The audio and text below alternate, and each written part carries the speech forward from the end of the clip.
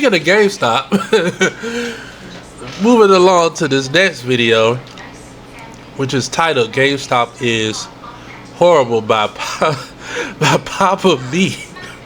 Hey yo, let's see what you got. Let's see what you got to say about this. The Papa Meat channel. How you doing? How you doing? Coming in and sitting down because today we're talking about GameStop. Nowadays, if you want to play a game, chances are you're only seconds away from being able to purchase and start playing immediately. But back in the day, however, most people had no choice but to buy physical copies of games that they wanted, usually from various stores. Even before online, you had to go to the outside, go to a store. It's horrible.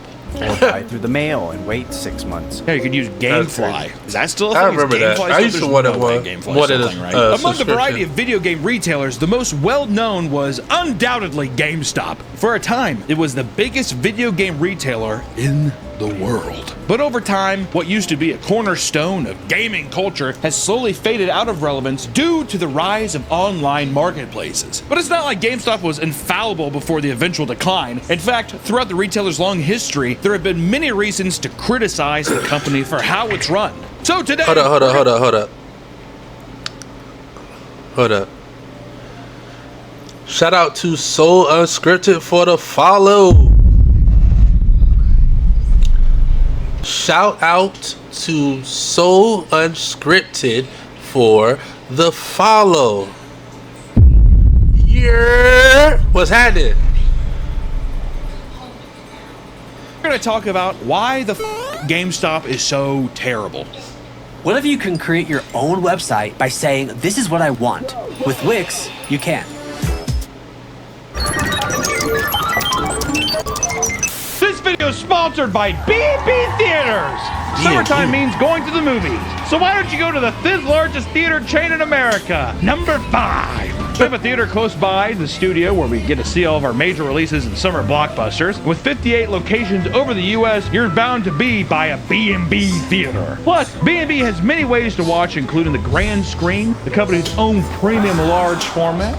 As the name suggests, this is the theater's largest screen in the building and features cutting-edge sound and projection, creating a first-class experience. If action is what you're seeking, watch a film at B&B and MX4D. MX4D creates a totally immersive environment where you can feel the film in your seat and the theater around you with a built-in motion and sound and visual effects. We saw Mad Max in it. It was fucking awesome. And if you need more screen, try B&B's Screen X. This multi-projection 270-degree viewing experience lets you take in large landscapes and exciting scenes to their fullest. I also saw Mad Max on that one, and it was awesome! This unique viewing cannot be achieved at home, which is why you need to see Jurassic World Rebirth at B&B Theaters. Make sure you grab a friend, get some popcorn, head to B&B and watch Scarlett Johansson run around with some dinosaurs on the largest screen you possibly can! Thank you so much to B&B Theaters for sponsoring this video. I've been going to B&B since I was Taylor, founded in 1980.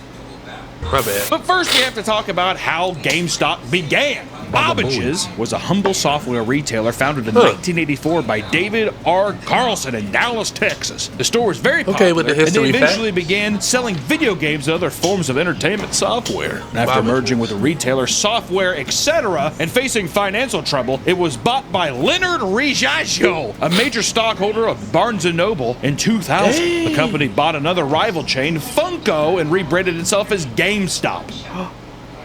Hello? Hey, Funko Pop. Yo! That's crazy. By 2005, they had become a massive company to the point that they were able to successfully merge with their largest competitor, EB Games, in a $1.44 billion deal.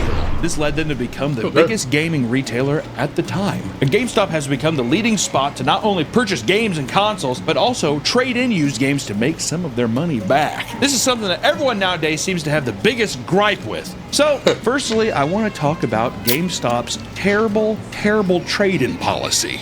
Now, before he goes any further, bro. Before he goes any further, the fact that you can take 20 barely used games, and back then, 20 barely used games, which are in high demand, mind you, they are in high demand. You get $5 and $10 store credit, if that, and I'm being generous.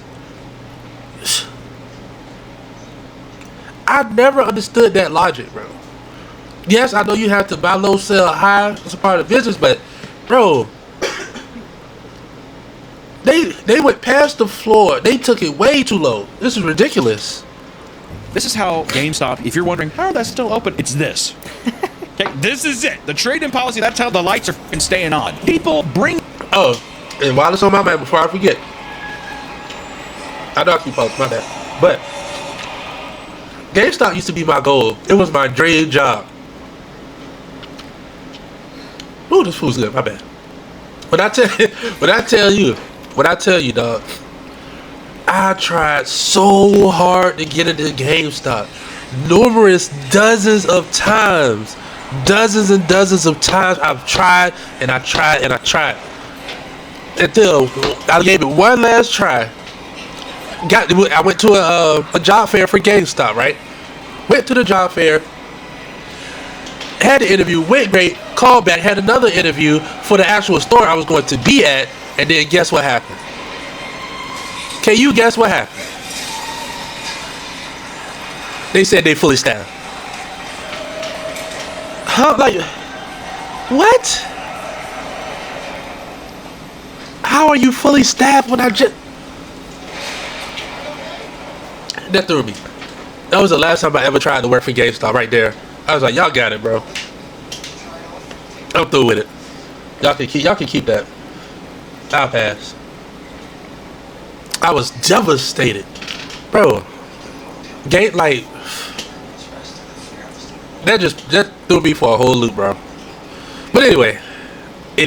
in their used games in order to receive either in-store credit or cash. That being said, the GameStop trade-in values for games are known to be laughably low and have been memed into oblivion on the internet for decades. Probably since they fucking opened. Probably since GameStop was even a name. People were like, you're gonna trade in there? Really? Are you sure? Part of what's insulting about this, however, is that trading games were marked up for far more before being put back on shelf to sell to other customers. So they would sell it in and then they're gonna mark it up hundreds of percentile, right? $7 game and they put it up for $60. And then some hapless son of a bitch is going to come in and can buy it off the shelf, and they're just like, oh, that's a rent, baby. We're getting rent. Hand over fist. Even recently, someone made a post about how they went to a GameStop to trade in nearly a complete collection of amiibos because he no longer had the space for them in a new college apartment. Also, they're amiibos. A set that could easily be worth thousands of dollars was traded in for $1,300. When I say thousands, I mean $5,000, $6,000. They gave him $1,300. And this sent the internet into an uproar over how badly he was lowballed, which at the same time, you have to ask yourself, my God, find someone else to buy it. Which, to be fair, people usually are in these positions where they're just like, I just don't care. I want it out. I want it gone. I don't have to go through the whole process of selling them one by one. But I think in today's reseller economy, I think that you could sell that, even being like $2,500. Yeah. Give me half. I bet there are other options. Shout out to Arizona. Then like nearly complete set on eBay. Buy it all in one. Buy it all in one, or make best offer, whatever, and handle it that way. It is what it is. It is what it is. Of course, the employees are just doing as they're told at GameStop, so you can't put it all on them. But in fact, it seems that a ton of GameStop employees hate the process of trade-ins because it invites some particularly odd encounters, aka people who are emotionally not well, people who also steal things to resell them. Like, I worked at my place that I worked at in Kansas City. The amount of times it was just like clearly things stolen from Walmart, and you're like, I didn't even take this. Like, what do you mean? It's 18 sealed copies of Grand Theft Auto 5. I cannot do it. Here's a list of weird charges employees have witnessed trying to process trade-ins with customers. A man came in with his wife to trade in his copy of Dishonored, only to find his secret porn stash inside of it. Ironic and substance we found it in a game called Dishonored. One employee was given a PS2 with condom stuffed in the hard drive slot. He was also given PS3 games that the customer admitted were used as weed ashtrays. Another employee inspected a PS4 and opened it to find that it was overflowing with cockroaches. Oh, no. That's gotta be super powerful. No. According to one ex-employee, he had seen used syringes, dead centipedes, and used condoms. He's like, it was a crazy weekend. You got to be gave kidding me. himself 50 DS games, each of which were fake, and someone brought in a box for a controller filled with rocks. He assured them that was what was in the box when he bought it, and store leader somehow decided to pay him out. One man tried to ask if they would take in some appliances like his washing machine, and a strange customer who seemed to be tweaking came in with a stolen coffee maker and told the employee, quote, I know y'all take video games, but what about coffee makers to make coffee for your gaming sessions? I think it's sales pitch. What is wrong with you, bro? You boys like to stay up all night and game with your Nancy's. And in a more sad You're darn too. a man was trading in his old Xbox 360 while the employee worked on wiping his hard drive. They discussed his Xbox achievements. The man suddenly got sentimental and decided he no longer wanted to trade it in, but it was too late. Everything was wiped and left sad. Which I love the idea of a guy to be like, you know what, never mind. The guy's like, oh. Great content needs a great audience, like a gamer needs a screen. 20 subs if I get this, let's go! Which also by that point I'm like, but hold on. It's done. It is kind of mentally though. Speaking of 20 subs, can the brother...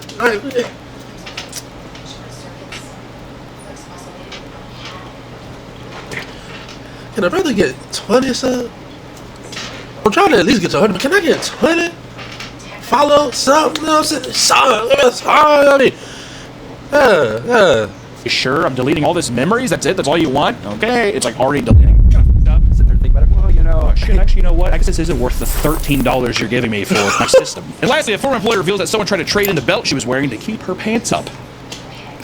I don't know why the belt you would do that, but that's just some of the things. And also, you know, when people trade stuff in, the amount of like, dude, dusty, gross, grimy, and like you said, cockroaches, or the amount of shit that you see traded in that's just like reeks of cigarette smoke. Ugh. Yeah. Brutal. And people have always chastised GameStop for its horrible trade-in value and inability to care for the customers. So let's talk about when GameStop was at its absolute worst with the Circle of Life program. In order to maximize profits, to understand why it was implemented, here's GameStop's ideal customer cycle. What? Yo, I just realized I legit do have store credit still. Hold on. It's gonna take too long to log into everything, but I need to see how many points I got. I'm sure I probably won't be able to buy much, but I'm gonna let y'all know. Customer pre-orders game by paying a deposit. You gotta put money down. 2. Customer uses their trade-in program to get money back after completing the game for way less than the actual value. 3. Customers ask for store credit instead of lower return cash option, then uses it to buy another game. 4. The now marked up used game is put back on the shelf to repeat the process with someone else. You like that? You feel good about how that's the circle of life. And then 5, you die. You're dead.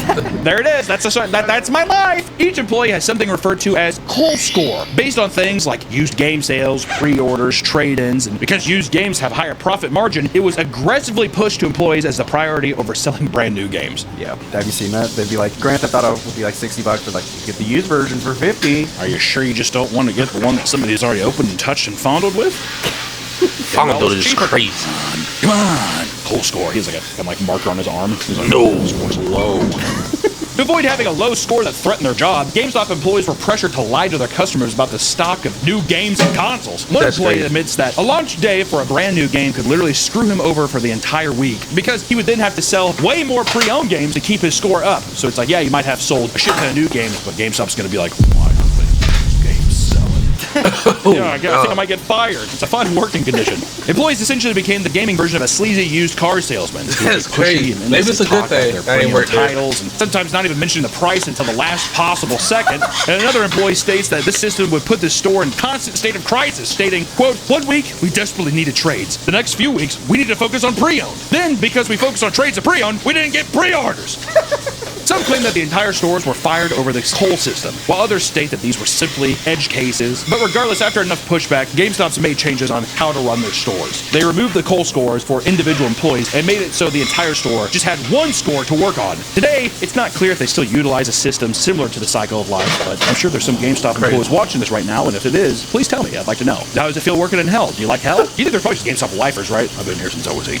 Oh, yeah. You know, there's like 6-year-olds now that have been I seen a lot of it back in my day. Where they started. Hasn't GameStop only been around since Ran a long 2000? way for a long time. There you go. Either way, GameStop still upholds a reputation for treating their customers poorly. So, let's talk about a little recent example that just happened. The Switch 2 controversy. Multiple GameStop customers have been reporting that their Nintendo Switch 2 pre-orders were being canceled. This has been happening to random people over the past few months, but started to heavily ramp up in late May, with only days left until the release of the console. It gets worse for one specific GameStop location in Astoria, as they were revealed to be pushing customers to spend way more than they intended. After people wait all night to get their consoles pre-ordered, they were supposedly told that the SKU number can't be processed for just a console. They used this to push people to splurge on more expensive bundles and accessories. And one customer secretly filmed himself throughout the entire process, spending hundreds of dollars to lock in his pre-order. So what's the minimum you have to, is it a price you have to hit, or is it? Item size. Okay, so I'll do the 1 terabyte micro SD. And then this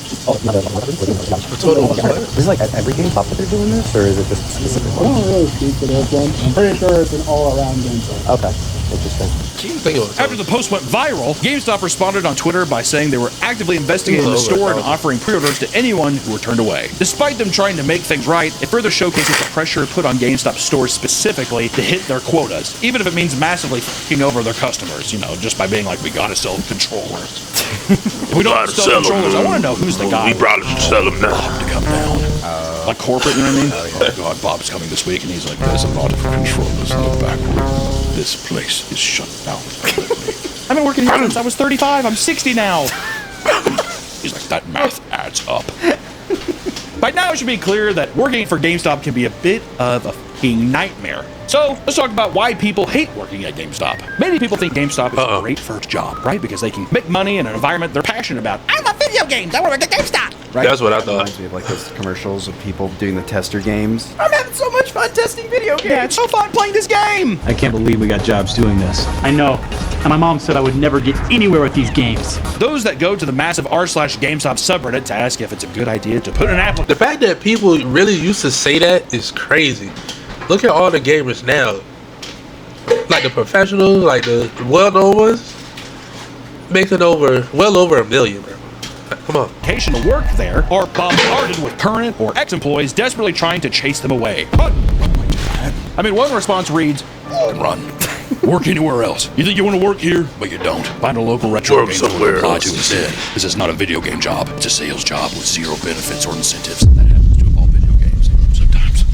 Another person explains, GameStop is not a relaxed work experience at all. Full stop. If you're not good at pushing memberships, warranties, and game protection, they will threaten your job until you get stuff by any means necessary. During interactions with customers, you are constantly trying to sell them on pre-orders, warranties, used games, add-ons, or accessories, and pro memberships, which is essentially a GameStop reward program that provides benefits for a yearly fee. Because of this, employees' interactions become a meme due to how obnoxious they are. There are many stories of employees being treated so terribly that they eventually reach their breaking point. Even in a situation where someone was once robbed at a gunpoint, they were blamed by their store leader and told not to give in by complying too easily. You might get shot, okay? But the Halo 3 edition, guys, we're gonna lose profit here. Bob's coming. You don't lose all that. Those the cold score. Exactly. The goddamn cold score for the show, right? Or for the store. If you get shot, we'll give you a day off. Do you think they're like? It sounds kind of like Beetlejuice when he says that there. And I was just wondering, is it tooting for the booting? Because I'm rooting to get this room.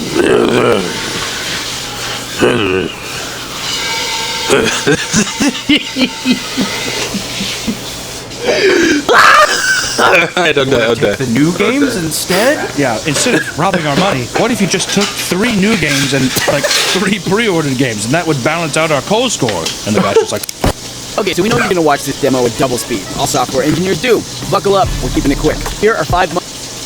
in another robbery that took place in Pennsylvania, $5,000 worth of PS5s were stolen after being violently threatened by 2 men. This led to a top-performing GameStop manager of 13 years being fired, as if it was his responsibility to fight off the thieves for the beautiful, delicious Japanese gaming system. Several I ain't gonna lie to you. I'm not finna be on no shirt for no PS5. I'm not gonna hold you. Employees quit in protest, and it wasn't the first time employees rallied together against the upper management. In 2023, a Michigan GameStop was managed so horribly that every single employee quit at the same time. It occurred on an important day, the release of Legend of Zelda. Holy no. However, customers came into the store only to find a letter posted on the wall that read, quote, "Unfortunately, due to poor working conditions, the staff of Brighton GameStop have decided to resign, effective immediately. The management overworkers, underpays, and underappreciated its frontline workers, set its unrealistic expectations, and constantly threatens termination for any employees that cannot exceed them." And they're like, "I'm just gonna go to Walmart." Just before the customers are like, "Oh, okay." And they just turn around and leave. There's a lot of people who've been doing that in like retail stores and fast food. They'll just put up a sign like Popeyes, be like, "Popeyes corporate hates us. There's only 3 of us today. We're just not working today." I see that. I've seen that with like Starbucks meetings, people being like, "You can't enforce this," or whatever, that kind of stuff. And it's always fun when they have like someone's there recording it and they like pan over and there's the managers who are just like so smugly being like, "You motherfuckers. You're all dead." The same thing happened in 2022, a year prior, in Nebraska, where every employee walked out and left an angry letter on the front door. According to one employee, they were undertrained, verbally abused, and had their jobs threatened at every turn. And employees at GameStop have to deal with way more obnoxious customers than people may realize. One employee posted about how, after fully organizing the Funko Pop wall, a mother brought along her child and let them climb all over the shelves and destroy the entire display. 15 minutes later, after she left, they get a call about how the employees were racist for keeping an eye on her child. What? I don't know about that one. In one post, the customer was denied a return of a controller that had clearly been smashed to pieces. The man left after being threatened and called slurs for 30 minutes, only to run back inside and attempt jumping over the counter to attack him. He left after the employees threatened to call the police. Wow. And one employee posted a video he took in the store where a man is denied a return of his copy of Fallout 76 because he doesn't have a receipt. He becomes so infuriated that he starts destroying the entire store on his way out. Hi, welcome to GameStop. In extreme response, one man loses it after demanding a Steam code, claiming this dude. What? I can't get jiggy with this. Oh, hi. No. But granted, though, as an employee, what are you gonna really do? Do they really pay you enough to like defend the store? Like, you know what I mean? What are you really going to do? What are you supposed to do as an employee? Just like with the Walmart stuff, people like walking out. Are you really gonna try to stop them? I don't know. His didn't work. After being denied this, he told the employees that he planted a bomb in the store earlier that day, which would apparently go off if he did not give him a store code. An entire section of the mall had to be evacuated because of this bomb threat. Didn't Christian also attack the... I think Christian pepper sprayed somebody. At GameStop. Yeah. It's one thing to encounter aggressive customers, but what about the weirdos, right? No surprise that GameStops might attract some odd characters. According to one ex-employee, a man that was talking to him was so open about his life that he ended up showing her a picture of his diaper collection on his phone. What? Would you like that?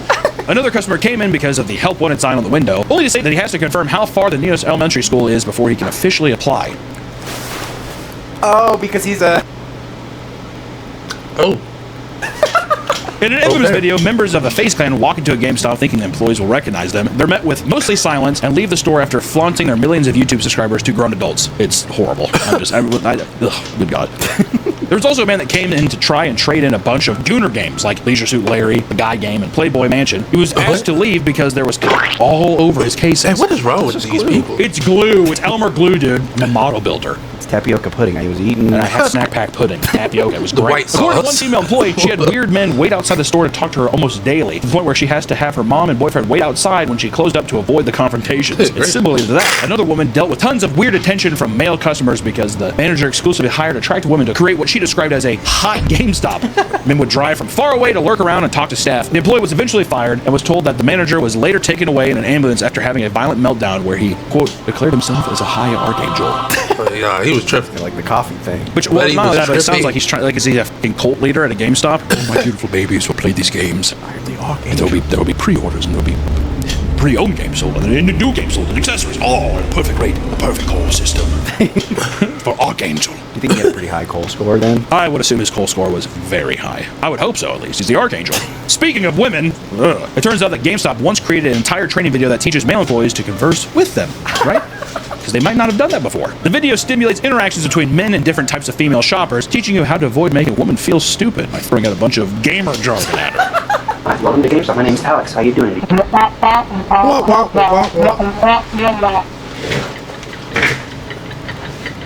As you can see, our unfortunate associate has inadvertently triggered a polite response by his entrance into gamer jargon. They don't know how to play, they're just here picking it up with their man. If you have to rub her back. Calm her down. What if it was like that? Massage her shoulders. If she looks stressed, pick out a game for her. Pat her on the head and send her away. Reach out and touch your arm. Touch her arm and look her deep in the eyes.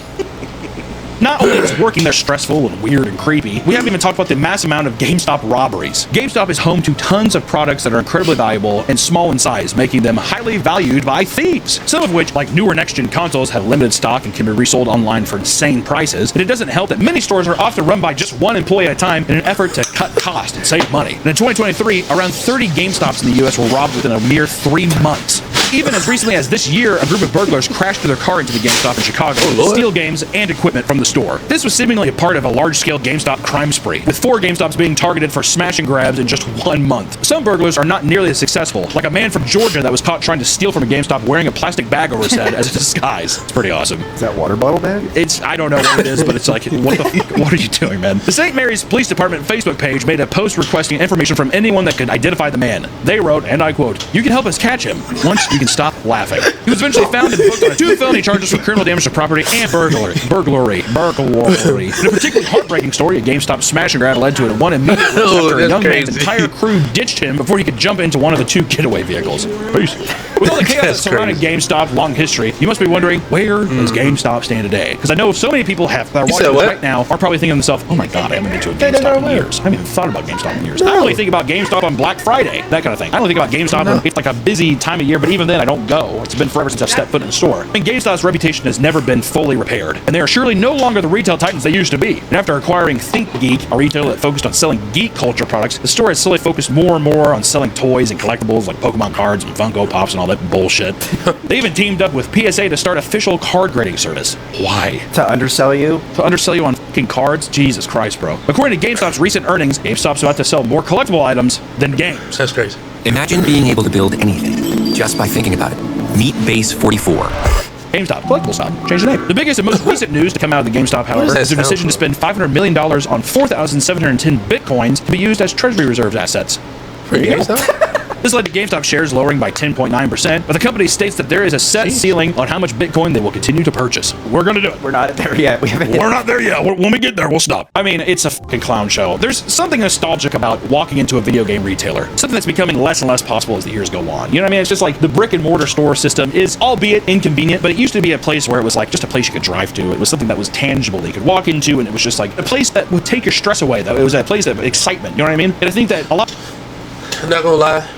Every once in the blue moon, I will go to a random GameStop that just so happen to pass by, do a little lap around the store, just to see what they got, see if they got anything interesting. Then I just head on out. A lot of like independent stores have started to pop up and fill that void just because all these larger retailers that we grew up with or that have been around for a long time have slowly become, I mean, like the fucking worst. I don't think that they were ever really good, but you didn't have anything else. It's just like it's full ugly faces shown and it's horrible. So if you want to revisit that feeling, maybe find a small mom and pop shop in your area to shop at. You know, because there's so many people that aren't just scummy resellers and parasites. There are people who legitimately love the culture of video games and will give you a fair price and, you know, all that other bullshit. Or, you know, you can just buy online. I don't really give a shit what you do. So. Have you ever traded anything at the GameStop? Yeah, dude. When you're young and dumb. Usually a lot of people that trade stuff to GameStop, it's just people who, one, back in the day, you didn't know what you had. So you just be like, okay, well, I just want this new game anyways. And you're just frivolous with just being like, well, I played these. I don't know. And you sell them back and you buy something new and you're like, oh, fuck, I wish I would have kept that. It's the same with like Magic cards. How many times I like traded in Magic cards or sold Magic cards where I'm like, oh man, I really wish I would have kept that. Oh, yes. It's just that. It's a fucking horrible system. It's mostly, I think it preys on young people. That's what I think. Young, dumb